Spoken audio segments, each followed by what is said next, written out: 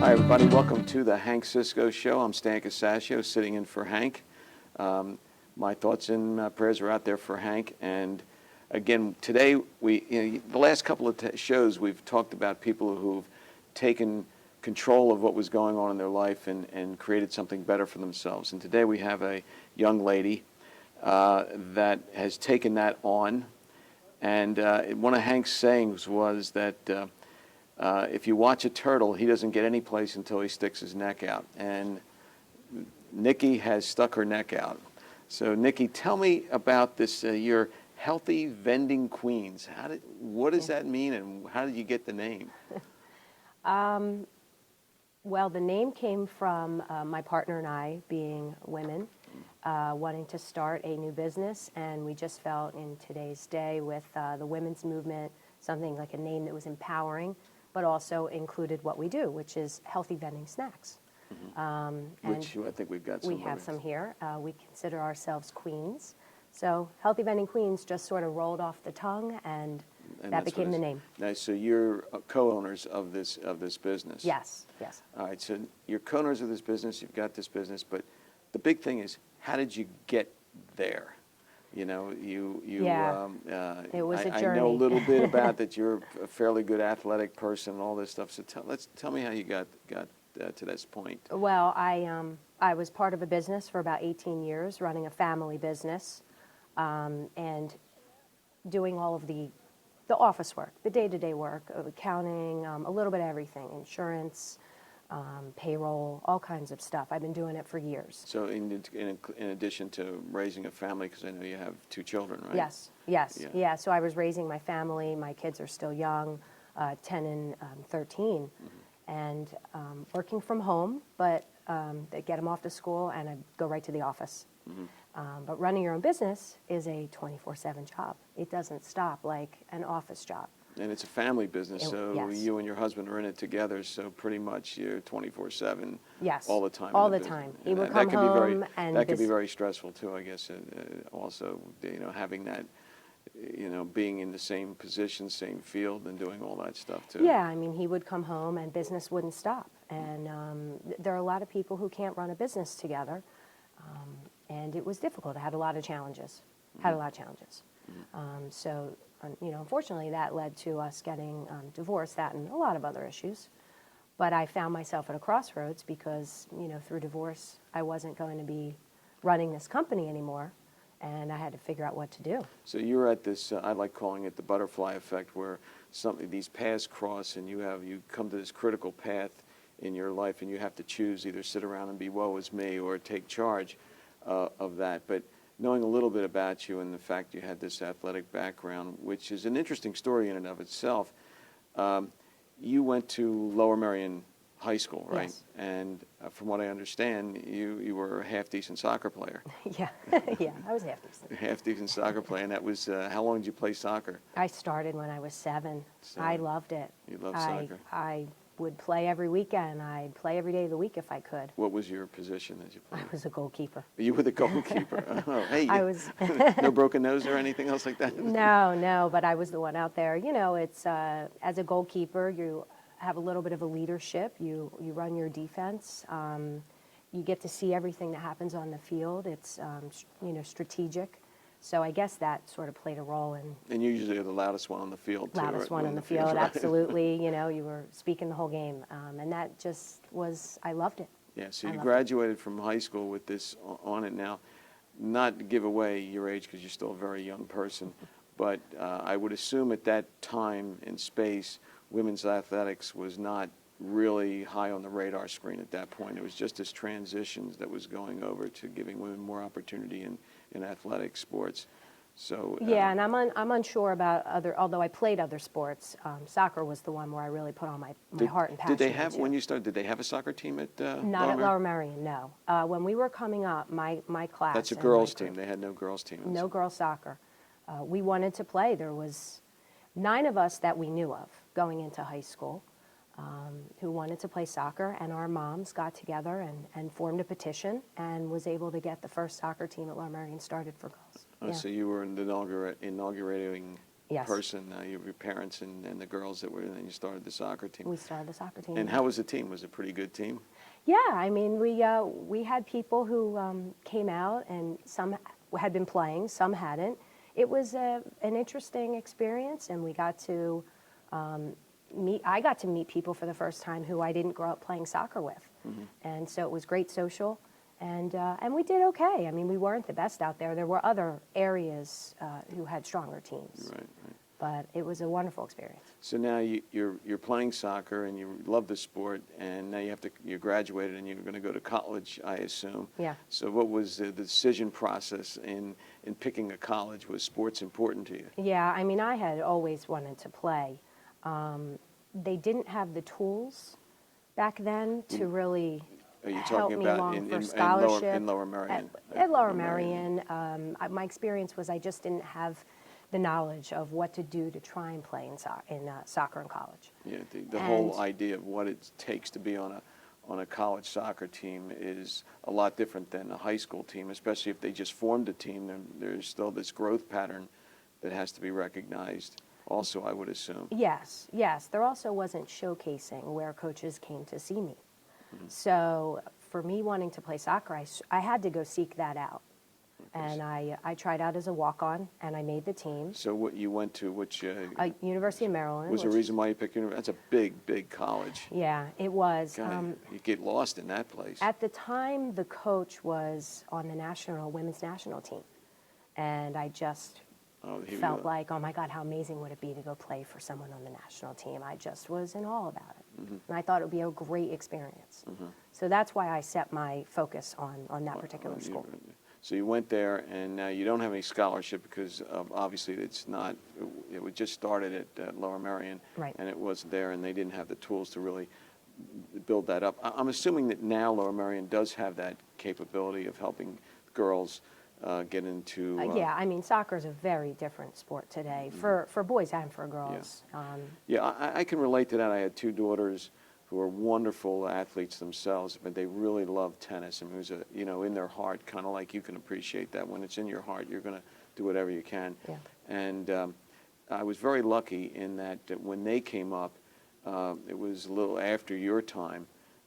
So there were women's programs available. And University of Lehigh up in Bethlehem, because it was grade school #1, and they had Division I tennis, and both my daughters ultimately qualified as Division I tennis players. They were fairly good, and they had a great program up there for women. They really did a great job. The coaching was great and everything else like that. But go ahead with your story. So you now are a walk-on Yes. there. So what was that like to be a walk-on in that university where you probably had a gazillion girls that are trying out? Yeah, it was... the experience was tough. I went from being a starter my whole life, playing on all the teams growing up here, and then I get there as a walk-on. You don't get to go to preseason, so the camaraderie that you would get in being with a team from day one, I didn't have that experience. So I showed up as a walk-on, and it was tough. I didn't have a lot of friends because those friendships were already formed. And there was only 4 of us who made it as walk-ons, and we sort of formed our own little group.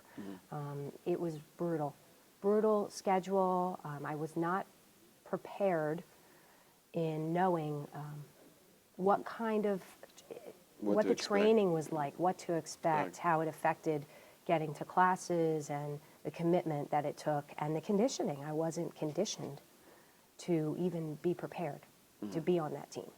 And that really sets a mental tone. I started to not like it. I didn't want to play. And it was not a good experience for me.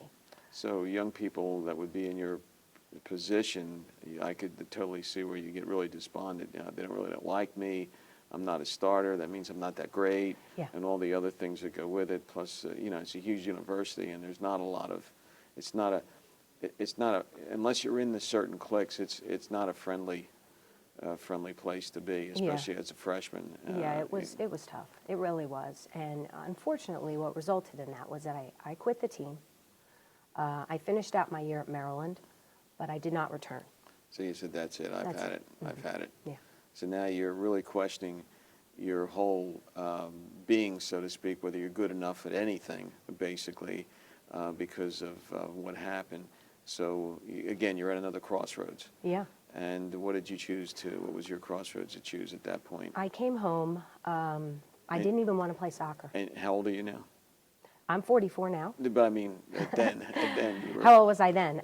Well, so I'd be 18. 18, I 19. came home 18 years old, and I didn't know what I wanted to do. And this sport that I loved my whole life, I envisioned myself playing all through college, and now that dream is diminished, and now it's like, now what? Mm-hmm. So it was really hard for me. Mm-hmm. I came home, I think my mom was upset. You know, what are you going to do? Mm-hmm. I went and got a job. And What kind of jobs did you have? I started painting houses, actually. So you're 18-year-old, a house painter. Yeah. Would you join the college painter group? I started there. I did start there? I did start there. I never met anybody that started. Okay, good. I started there. I didn't end up there. I switched to a professional painting company. And I started there because I wanted a fun summer job. Mm-hmm. I came home from Maryland. It was summer. Mm-hmm. I wanted to do something outside. I wanted to be somewhat active. And painting, you're up and down on ladders, and you're just moving around. Mm-hmm. So I started that.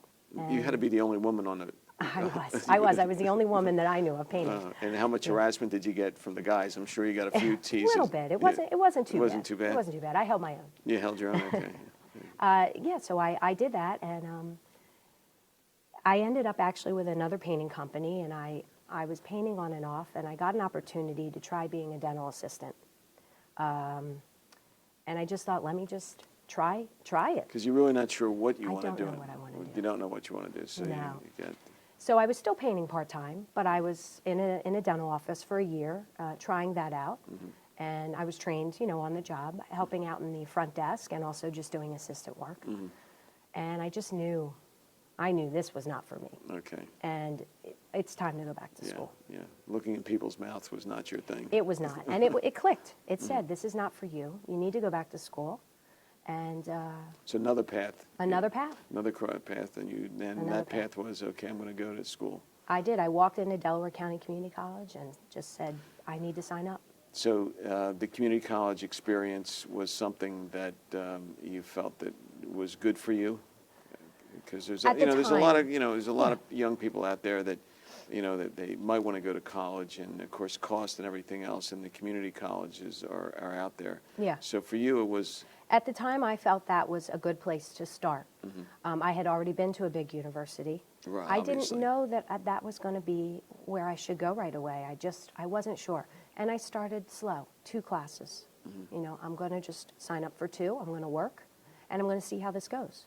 And where did you go into? What kind of class? I focused on business administration. I thought that business would be a good background to just start getting some knowledge. Did anybody coach you into going that? Did you have conversations with people? Did you have any mentors at all that helped you go into? I wasn't really coached in that. I had always had a little bit of an entrepreneurial spirit. Mm-hmm. I had always worked through high school. I had a lot of jobs. I started my first job when I was 8.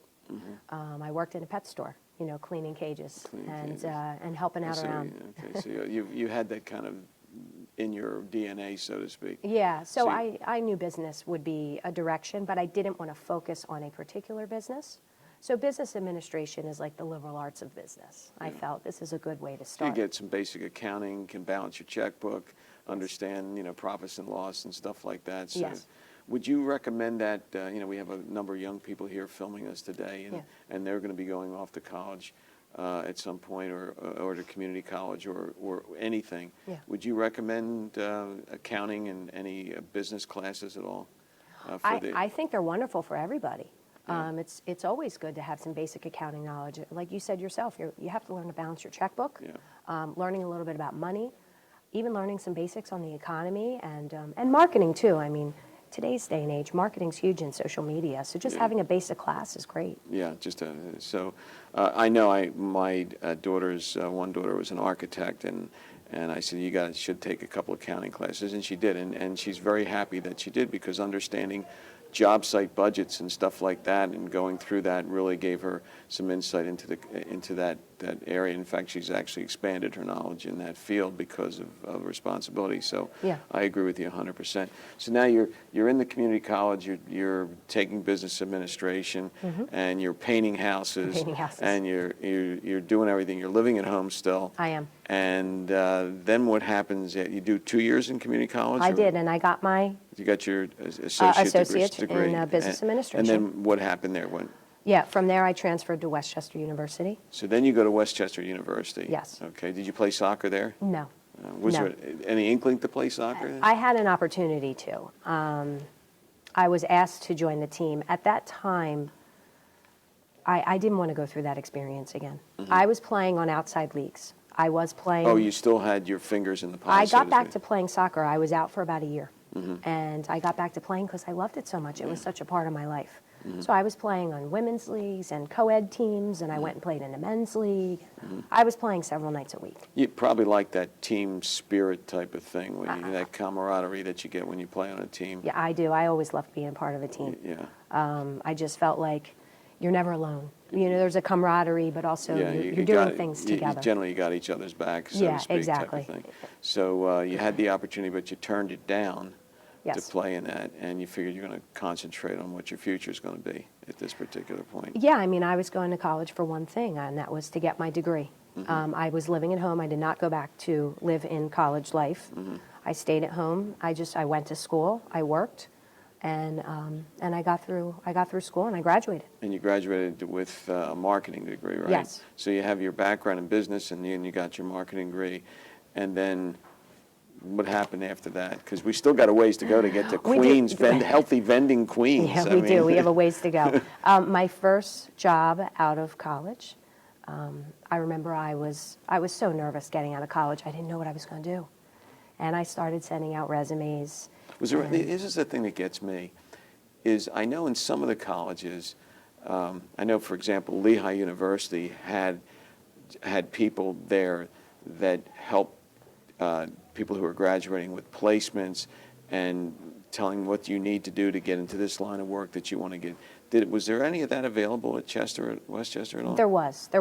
I remember going to, it was like a college fair, you know, where as a senior you could go and But they meet didn't have with- one, a counselor or people that, of course, Westchester is probably a little bit bigger than Lehigh University, but they actually had people that Yeah. you could go see that were like the mentors. And Lehigh always, when you graduate from Lehigh, they almost guarantee that you'll get placed somewhere in your field. Right. So now Westchester doesn't have any of that stuff. They have job fairs and things of that nature. At that time, part of our senior year, we took a course that sort of helped us to be able to put our resumes out there and go after jobs. But I didn't have one particular person that was guiding me. So you just had a general information was being given to you, and that responsibility fell on you. Yeah. So you graduate, you don't have any real knowledge of what to look for out in the field or what you should be doing other than what they've taught you. You get your resume together and all that stuff. And who hires you? Yeah, my first job out of college.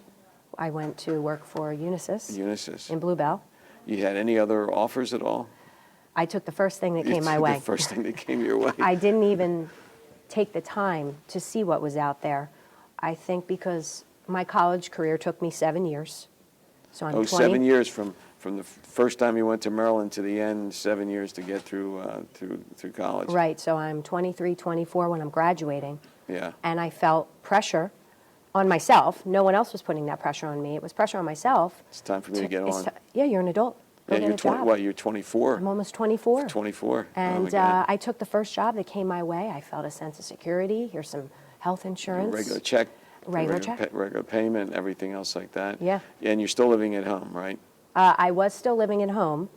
I soon after moved out once I took this job. When you 'cause took the job, I because you had moved enough. closer. Yeah, because you had enough income to pay for an apartment or Correct. whatever and do that. Yes. So, and that's, and did you find it rewarding or was it not anything like you expected? No, it wasn't. It wasn't. It was, you show up, you do your job, and you know, and you go home at the end of the day. I never really thought about what the job would be. I was so excited to get a job offer And get a paycheck. and get a paycheck. And so I just And took get it. 2 weeks vacation. Yeah, basically, yeah. You know, and I just went. So if you with had to it. do it all over again, you probably would have maybe checked out a few more places and been a little bit more Yeah, I would focused advise someone to just not jump into that first thing, you know, and take your time and make sure it's something you want to do. Because if you don't want to do it, Yeah. you're not going to be happy. Yeah, It was, you know, it was an experience, a time in my life. I always take a learning experience from Did anybody ever business. ask you when you'd say, geez, I'm not sure what I'd like to do, and they said, well, what do you love? I didn't know back then. Yeah, I didn't know. yeah, what do you love to Yeah. do? Because if you love to do something, you know, you get up in the morning and you're ready to go, you know, because you love it. Yeah. You know? And there's And- people out there who know what they want Right. to do and who have a passion at that time. I think for me, I really didn't know what it was. All right. So now, obviously, you're working in that, and you bump into a guy, and you wind up getting married. Basically, Okay. yeah, to sum it up, yes. To sum it up, to you. Right, right, right. I hope at least he bought you dinner. Yeah, he did. somewhere. Okay, so good. So you bump into a guy, and he operates a family business, or he was in a family business, or He started it when Oh, we he- started dating. So he started when he started dating. yes, Okay. yes, he started this business when we started dating, and And you got having a sucked business background, I you watched the woes that were going on the business side of it, and so yes, in. Yeah. I- Well, there was a I book got brought called in. there's a book called by Garber called The E-Myth, and it talks about how people starting their own business, how difficult it is because they find out that they're in conflict with all the different things that you need to do, from manufacturing to sales to being the CEO of the company, and a lot of times those three parts of business are in conflict with each other because the sales force says, I can't sell any more than I'm doing. The CEO is saying, I got to have better, higher numbers, push it, and then you got this guy on the line making the product going, I can't work any faster than I'm working right now. So Yeah. generally all three, and that happens a lot in business. Did you see any of that happening as you? Oh, as yeah. I always find that people who want to start their own business, who are passionate about what it is that they're going to be doing, whether it's a service or a product, they're passionate about that, but they don't know what to do to run a business. Yeah. So that was where I came in. That's where I really came in to help with that side of it. So you had the business background, you had the marketing background, you did work a little bit in the private sector, getting an idea of Unisys, a little bit of what they did. So you're able to take that knowledge to that. So you're operating the business, and then, you know, as they say, you know, it hits the fan, so to speak, and you're not the first one to be in that position. I'm sure people watching the show, you're probably in that position right now, and they're wondering what to do. Yeah. So you're there, and you never struck me as a person that would sit around on your hands and be a woe is me type of person. No. I never got that from you at all, and which I think is important. Like I said, you know, a turtle doesn't get anywhere until he sticks his neck out, and you were willing to stick your neck out. So did you sit there and say, okay, I've got to get into something here because I got 2 kids I got 80% of the time they're with me. I've got to maintain a household. I got to have a family relationship here. So where would your thought processes in starting a new business, or at least, you know, creating an income source for yourself? So what was the first things that you thought about doing? As far as Healthy Vending Queens? Or even before that, was there Even something? before that. Well, what happened was I ended up leaving corporate America Right. and running the business full time, Right. our family business. I knew that for me, working from home, a young married person, I didn't have kids yet, but I just knew that if I could create the environment to be able to work from home and run this business, and you know, take care of the girls, that's what I wanted to do. I did, of course, utilize So your some thought, daycare, your but- thought was that, okay, we got the girls, so I have to come up with a business that I can run from home, basically, so I can be home for my children and be available to them to make sure that they're on the right path and all that stuff. So in effect, you have a crossroads, and you determine these are some of the key things that I've got to do with a business. So I'm going to try to find a business that can help me in that area. Yeah, yes. was the healthy vending machines, which I think is a great idea, by the way. Thanks. Was that the first thing you jumped into, or was there a couple of things before that? No, I always kept a part-time job while I was running our family business. Oh, so you got the kids you're taking care of, Yes. family you're managing some of the family business, and you also have a part-time job. I did always try and keep a part-time job. Not much, a little bit here and there, but God, your fingernails must have been down to the nub. I have a lot of energy. Yeah, I figured that. I kept a part-time job because in running a family business, for me, mentally, there was no difference in who was making the money as a married couple. Mm-hmm. So a lot of times, because I wasn't out physically doing the work of our company, I was in the office just running the office work. I guess mentally I just felt like I wasn't contributing enough. It was just something pressure I put on myself. That's a really interesting point, because I think a lot of times in your situation, you wanted something that was yours, experience. Yeah. And a lot of times in families, the women will take a secondary position to a degree, and then all of a sudden something happens, and really trying to find it. So you've always had this thing inside you that wanted to give you your own recognition, have something you could say, I accomplished this. Yes. Yeah, and I think that's real important for anybody in any position in a family to be able to say that. It was a part of keeping a little bit of your own identity, your own self-accomplishment.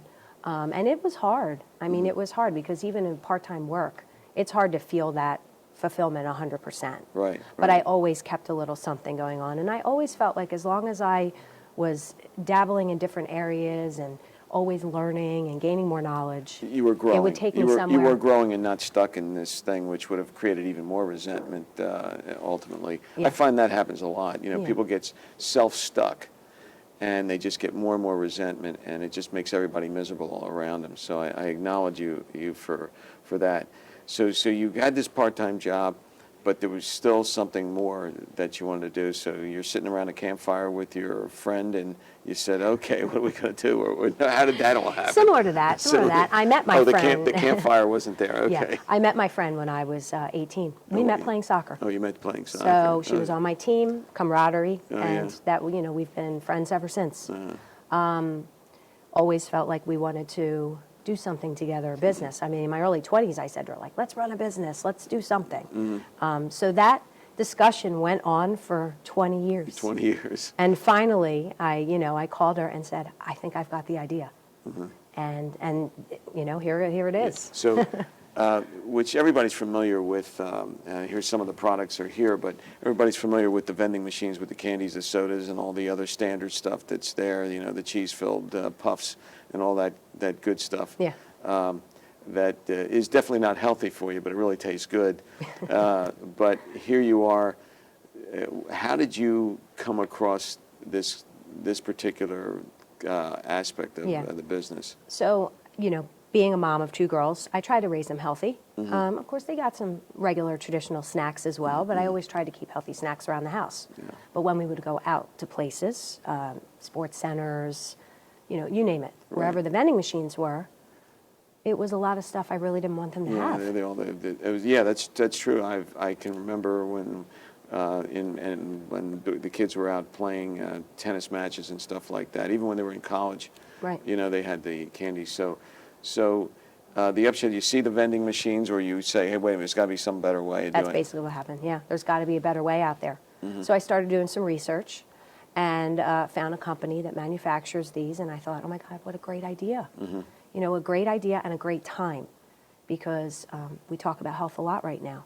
And I just thought it would be so great if I could help, instill these healthier options. Was really about just make for that you, choice. is two aspects of the fulfillment is that you're now making available to people healthier choices in their vending means, giving freedom of choice. Yes. But at the same time, it's a fulfillment of something that really gets you excited about doing. Yeah, I mean, it's rewarding to know that you're helping make a change. Yeah. Now, I understand you also speak in front of groups of people to promote the vending machines and things like that. Well, I go to meetings. Right now, we We just got our first school district, so we're very excited. Oh, great. We're going to be Great. in faculty lounges, and I had a chance to speak to all of the teachers at one of the schools. And there are some people who are reluctant to do it, but there's a lot of people who are on board. And they said, yeah, we would love to see some changes. So you're taking that was marketing exciting. skill, the business skills, everything, and you got something you can call your own, and Yeah. you're an owner, and you get out there and do that. I mean, I happen to think it's great that I'm looking for these vending machines. I want to see where they are. I'm going to keep an eye. I said, oh, I know the person that does this. Yeah. So that's really great. So you got your first school district. What are some of the other areas that you're trying to push to get into? Yeah, we're looking in, corporations, corporate Yeah. offices. Oh, they're always bad in there. You know, and it would be great because they look for snacks during the day. For example, one of our products is a dark chocolate almond. Okay. So in the afternoon, if you need a sweet tooth, Yeah. it's a great Oh, opportunity to have your sweet. Does your it have almond. 88% dark chocolate, the special chocolate that's really good for you? I have a client who's 104 years old, and every day he has like a little snack of this dark chocolate, unsweetened dark chocolate, and he Yeah. swears that's what's giving him his age. I'm all in. I'm doing my chocolate Yeah, now. I'm in for that too. Yeah. So no, but it's also my job in being an owner of this business is to go out and find the snacks too, and that's not easy either. There are Yeah, to be able to fit the vending hundreds machine. and hundreds of snacks. To be able to fit the vending machines and everything else like that, and then you have to look at the label to see what's in these things to make sure they're not overwhelmingly full of chemicals and everything else, because Yeah. a lot of these supposedly healthy snacks have a lot of chemicals in them. Yeah, and it's also about finding stuff that people will eat. Yeah. You know, it's not easy. A lot of people will not try the snacks. That, you know, if they haven't tried it before, they're not going to go to a vending machine and go, oh, let me spend some money on that. So most places that we go to, we bring sample baskets like this, allow everybody to have the opportunity to try some of the snacks. And I work with the sites as well. We customize if they have requests. We'll certainly go out and look for stuff for them. Well, I absolutely think that what the products that you're selling and how you got from here to there is just an interesting concept, and it's an acknowledgement to you and the crossroads that you had to come against in the past that you took. You always saw the possibility in life, and you've taken it, and I think it's great. I'm going to be looking for these wonderful snacks that we have here, because I'm like a healthy food nut myself. And I know all the camera crew is going to be probably emptying this basket after Yeah, we're I'm all sure they done. will. And there'll be a rush here, so we'll be trampled to death by the crew here. Yeah. So ladies and gentlemen, it's great. Thank you, Nikki, for stopping by. Why don't you give us the business and the information about it? Do you Yeah. have an email address or yeah, anything? it's Healthy Vending Queens. Healthy Vending Queens. And our website is snacksmartfast.com. Snacksmartfast.com. Yeah. That's good. Eventually, when you learn it, it rolls off Yeah, the tongue. I can't say that 3 times fast right Yeah. now. So that's it for today. Thank you so much for watching. Look for us next week, and we'll talk to you later.